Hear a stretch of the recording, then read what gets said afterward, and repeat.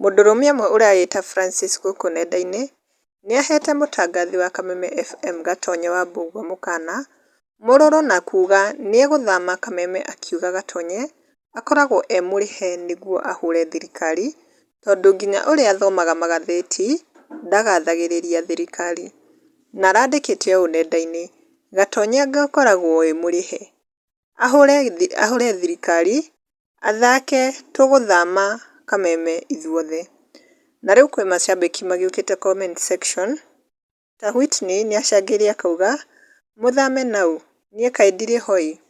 Nake Phyllis nĩacangĩire akauga niĩ onaniĩ ndirathama, Gatonye to the fullest. Nake Francis nĩacangĩire akauga Gatonye na venye anapendwa na watu, who are you if I may ask. Nake Sylvia nĩacangĩire akauga I love Gatonye so much, the love I have for him hata siwezi dhubutu kuhama Kameme, anasomanga magazeti venye zimeandikwa.